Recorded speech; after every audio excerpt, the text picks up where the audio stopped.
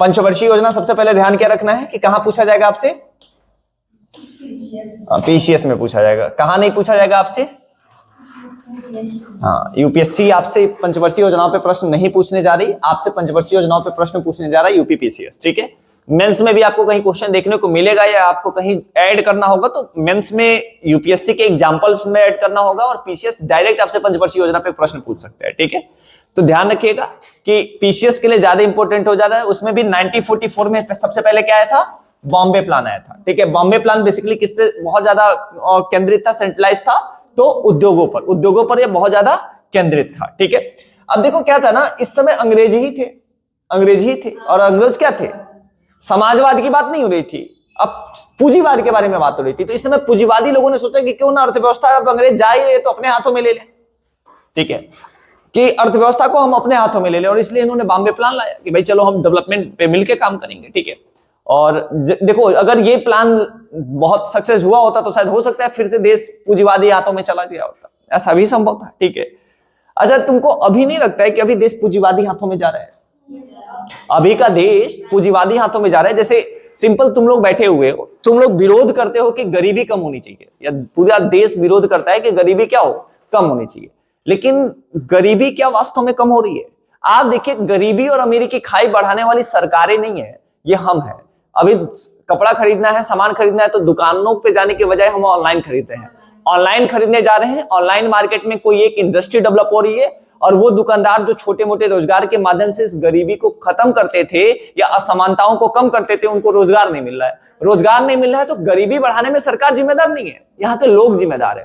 ठीक है, सबसे पहले आपको क्या होना होगा, अपने लोकल चीजों की तरफ जाना होगा। असमानताओं को आप कम करेंगे, सरकार नहीं कम कर सकती।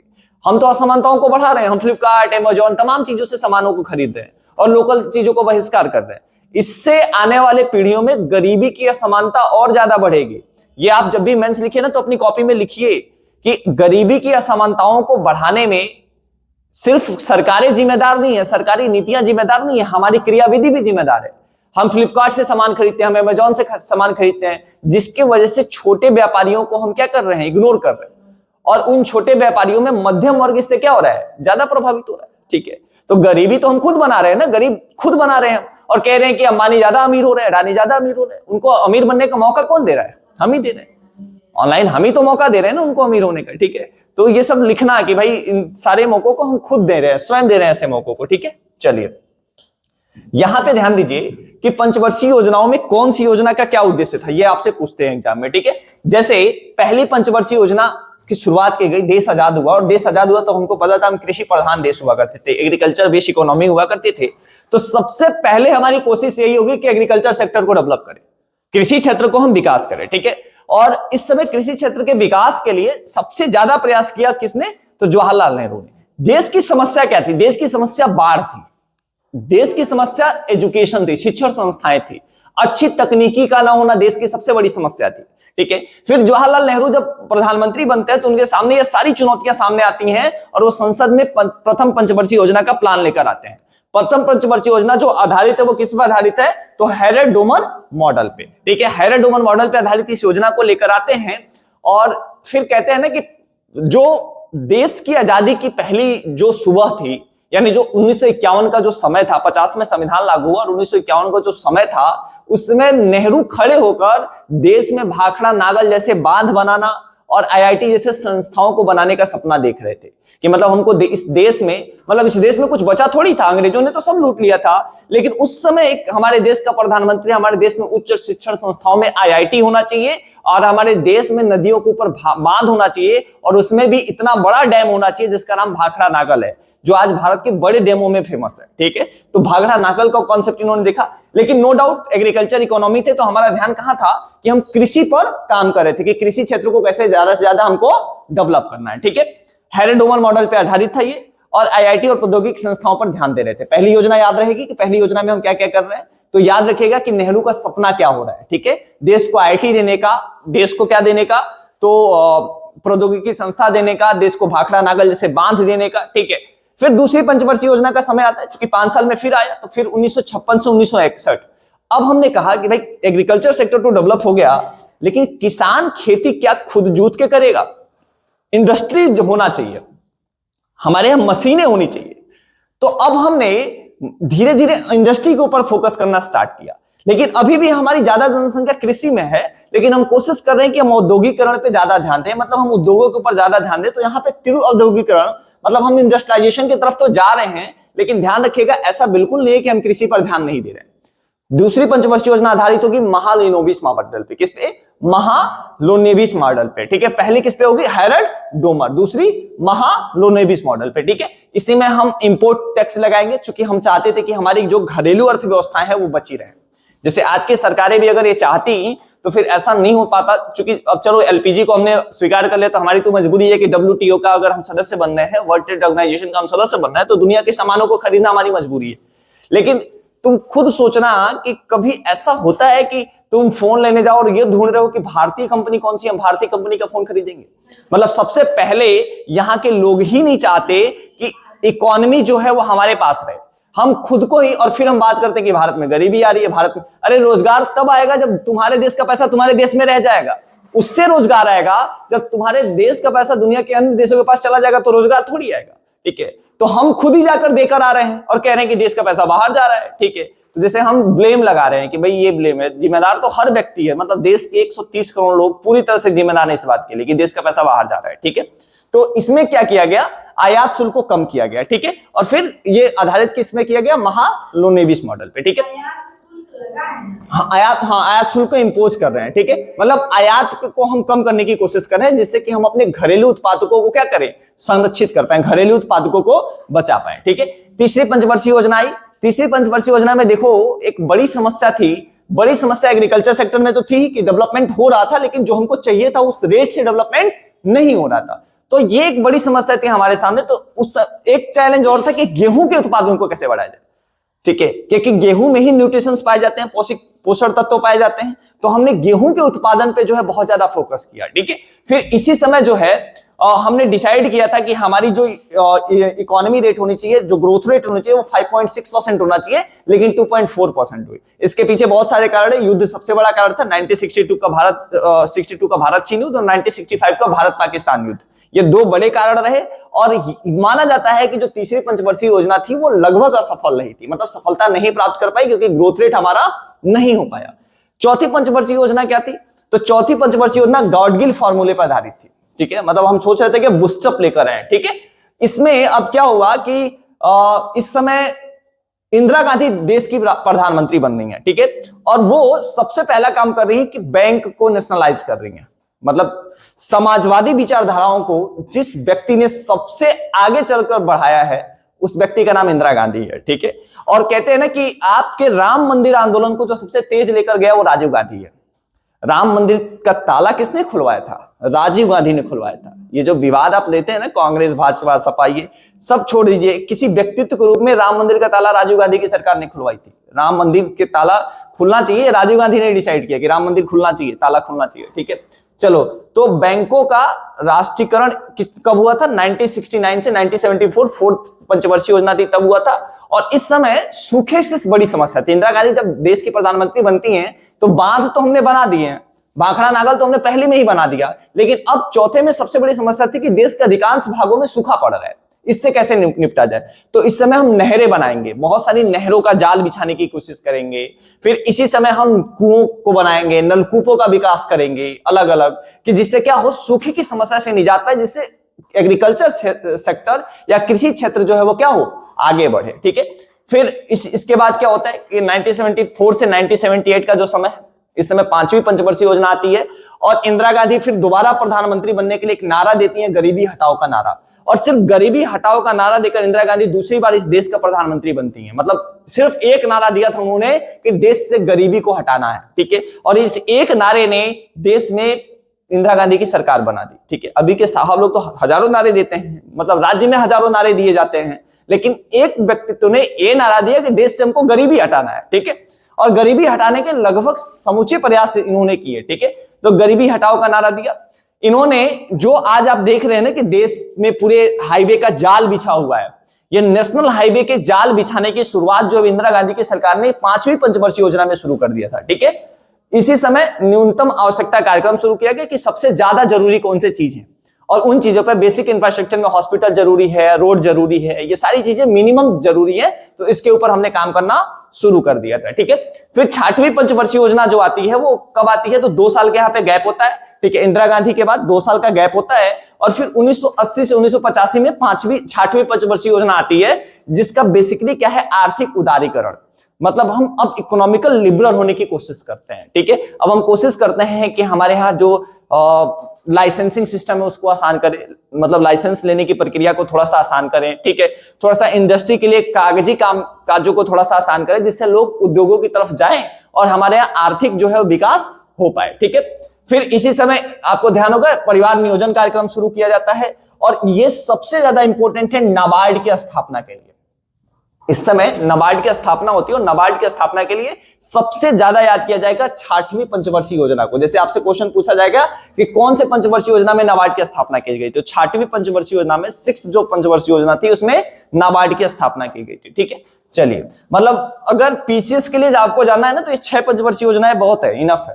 ठीक है, लेकिन इसके बाद आप पढ़ लीजिए कि हाँ ठीक है, अगर क्वेश्चन आए तो अटेम्प्ट करके आने हैं। ठीक है, चलो अब देखिए 7वीं पंचवर्षीय योजना कब आई, 1985 में। इसका क्या था कि अब टेक्नोलॉजी का प्रयोग करना है, प्रौद्योगिकी का प्रयोग करना है, और उद्योगों को डेवलप करना है। मतलब कह सकते हैं कि रोबोट या मशीन का प्रयोग करके अब उद्योगों का विकास करना है। ठीक है, फिर इसका क्या था, खाद्यान्न उत्पादन पे भी हमको आत्मनिर्भरता लानी है। ठीक है, हमको ज्यादा से ज्यादा खाद्यान्न उत्पादन पे भी ध्यान देना है, और खाद्यान्न उत्पादन पे ध्यान देंगे तभी हम आत्मनिर्भरता की तरफ जाएंगे। ठीक है, कि हम आत्मनिर्भर होंगे। ठीक है, अच्छा तुमको क्या लगता है आज देश को किस चीज की जरूरत है, खाद्यान्न में आत्मनिर्भरता की जरूरत है या संस्कृति और सभ्यता में आत्मनिर्भरता की जरूरत है? आत्मनिर्भर है आज खाद्यान्न में हम आत्मनिर्भर हो गए, लेकिन हमने क्या खो दिया? जैसे यूपीएससी ने क्वेश्चन पूछा ना कि हमने क्या खो दिया। ठीक है, इस समाज ने चरित्र खो दिया। जो हमारे मूल्य होते थे ना, चरित्र हमारा मूल्य होता था। वर्तमान के समाज ने खाद्यान्नों पे तो आत्मनिर्भरता पा ली, लेकिन चारित्रिक आत्मनिर्भरता को खो दिया है। मतलब हमारा पौरुष ये होता था कि ठीक है, हम चोरी नहीं करेंगे, झूठ नहीं बोलेंगे, पाप नहीं करेंगे, भले एक टाइम उपवास करके सो जाएंगे। ये देश ऐसा देश था। अब का देश क्या है कि चोरी भी करेंगे, झूठ भी बोलेंगे, पाप भी करेंगे। ठीक है, लेकिन एक वक्त बिना खाए सो नहीं पाएंगे। ठीक है, तो हमने चारित्रिक खो दिया। ठीक है, यहीं पे वो क्या था, हमने तुमको एक लाइन सुनाई होगी कि किसी कवि की लाइन है, क्या था, गेहूं अगर घुन जाएगा तो बाहर से मंगवाओगे, चरित्र अगर घुन जाएगा तो इसे कहां से लाओगे। ठीक है, मतलब चरित्र अगर खराब हो गए तो कहां से लेकर आओगे। ठीक है, तो ये वो समय है जब हम खाद्यान्न पे आत्मनिर्भरता की तरफ जाने की कोशिश कर रहे हैं कि खाद्यान्न पे हम आत्मनिर्भर बने, और प्रौद्योगिकी या टेक्नोलॉजी का ज्यादा से ज्यादा प्रयोग हम किसमें करें, तो उद्योग के क्षेत्र में करें। ठीक है, 8वीं पंचवर्षीय योजना ये इंपॉर्टेंट होगी, WTO का मेंबर बनेंगे हम, वर्ल्ड ट्रेड ऑर्गेनाइजेशन का सदस्य बनने जा रहे हैं हम। ठीक है, मतलब विश्व व्यापार संगठन का सदस्य बनने जा रहे हैं हम। ठीक है, इस समय गरीबी को कम करना, रोजगार को बढ़ाना, और पर्यटन, मतलब हमारे यहाँ जो लोग घूमने आते हैं उनको कैसे बढ़ाया जाए, जिससे कि विदेशी, इस समय हम विदेशी मुद्रा भंडार की समस्या का सामना भी कर रहे हैं। इस समय हमारे सामने एक और समस्या है विदेशी मुद्रा भंडार को, तो हम टूरिज्म को प्रमोट कर रहे हैं कि हमारे यहाँ टूरिस्ट ज्यादा आएंगे तो उनके साथ वहां की करेंसी आएगी, वहां की मुद्रा आएगी, और इससे क्या होगा, हमारे यहाँ जो है वो विदेशी मुद्रा भंडार जो है वो बढ़ेगा। ठीक है, वर्ल्ड ट्रेड ऑर्गेनाइजेशन से, IMF और वर्ल्ड ट्रेड ऑर्गेनाइजेशन, जिन्होंने हमारे सामने ये चैलेंज रखा था कि हम LPG को कॉन्सेप्ट को एक्सेप्ट करेंगे, और इसीलिए हमने 8वीं पंचवर्षीय योजना और 7वीं के बीच में ही 1991 में LPG के कॉन्सेप्ट को अपना लिया। ठीक है, ये दबाव बनाया IMF और वर्ल्ड बैंक ने हमारे ऊपर कि हम तुमको लोन तभी देंगे क्योंकि विदेशी मुद्रा भंडार की कमी आ गई थी, तभी तो हम टूरिज्म को प्रमोट करेंगे। WTO ने नहीं किया, वर्ल्ड बैंक और IMF ने आपके ऊपर दबाव दिया। लोन WTO लोन नहीं देता है, WTO लोन नहीं देता है। हाँ, और WTO जो है वो लोन नहीं देता है। WTO सिर्फ एक बिजनेस को या व्यापार को जो है वो नियंत्रित करता है। लोन आपको IMF और वर्ल्ड बैंक जैसी संस्थाएं देती हैं, जो आर्थिक संस्थाएं, वो आपको लोन देती है। ठीक है, उन्होंने शर्त रखा था कि LPG को अगर स्वीकार करेंगे तब हम आपको लोन देने जा रहे हैं। ठीक है, हमारे पास भुगतान संतुलन की समस्या थी, ठीक है, भुगतान संकट की समस्या थी, और इसलिए हमने LPG के कॉन्सेप्ट को स्वीकार कर लिया। ठीक है, 9वीं पंचवर्षीय योजना आती है 1997 से 2002 के बीच में।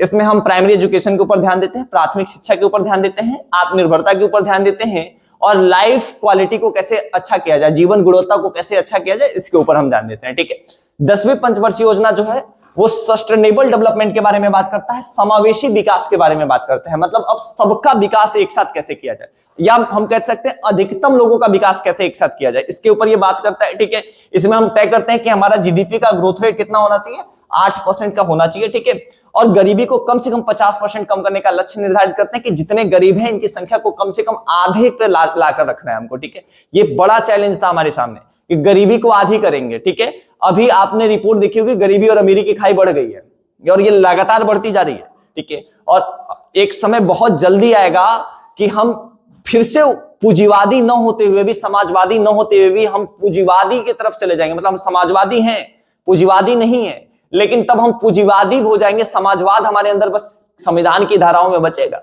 फिर चूंकि हम सेंट्रलाइजेशन की तरफ जा रहे हैं, धन का केंद्रीकरण कर रहे हैं, और हमारा संविधान धन के विकेंद्रीकरण की बात करता है। ठीक है, और इस धन के केंद्रीकरण में कोई सरकारें जिम्मेदार नहीं है, सिर्फ जिम्मेदार इस भारत की जनता है।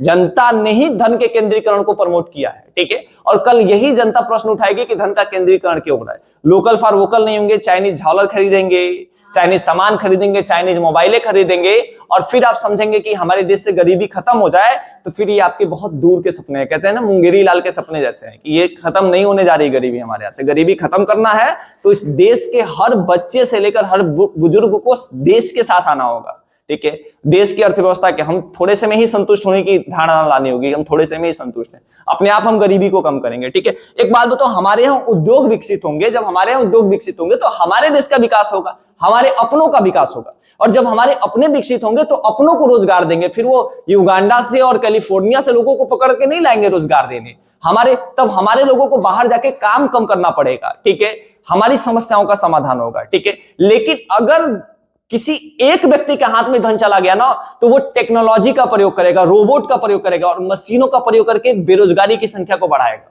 ठीक है, तो एक ही ऑप्शन है कि अधिकतम लोगों का अधिकतम विकास करना, और इसके लिए हमको सेंट्रलाइजेशन ऑफ वेल्थ से, मतलब धन के केंद्रीकरण से धन के विकेंद्रीकरण की तरफ जाना होगा। ठीक है, और उसका एक ही रास्ता है, हर देश का जो है वो व्यक्ति जो है इसमें पार्टिसिपेट करे, भागीदारी निभाए, आराम से ये जो समस्या हो वो सॉल्व हो जाएगी। ठीक है, तो चलिए, इसमें गरीबी को कम करने का लक्ष्य रखा गया था, और ये कौन था, 10वीं पंचवर्षीय योजना हुआ करती थी। ठीक है, 11वीं पंचवर्षीय योजना फ्री एजुकेशन के ऊपर बात होती है, मुफ्त शिक्षा के ऊपर बात होती है, और ये वही समय है जब ये किया जाएगा कि अब कम से कम 6 से 14 वर्ष के बच्चों को मुफ्त शिक्षा दी जाए। देश में अब फ्री एजुकेशन देना जरूरी है कि देश अब शैक्षणिक रूप से क्या हो रहा है, पीछे हो रहा है। देश अब शैक्षणिक रूप से बैकवर्ड जा रहा है, और इसलिए अब देश को शिक्षा देने की आवश्यकता है। ठीक है, तो इसी समय शिक्षा का अधिकार लाया जाएगा, और इस समय जो स्ट्रक्चर तैयार करेंगे उनका नाम होगा सी रंगराजन। ठीक है, इस समय एक कोशिश और की जाएगी, मतलब ये टोटली जो 12वीं पंचवर्षीय योजना है ना, एजुकेशन को लेकर सेंट्रलाइज है, शिक्षा को लेकर केंद्रित है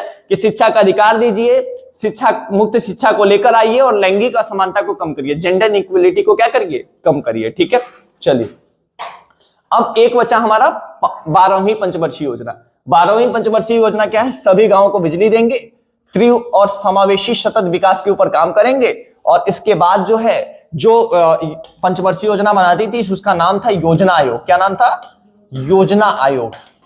अब ये योजना आयोग जो है ये बदलकर क्या हो गया, नीति आयोग।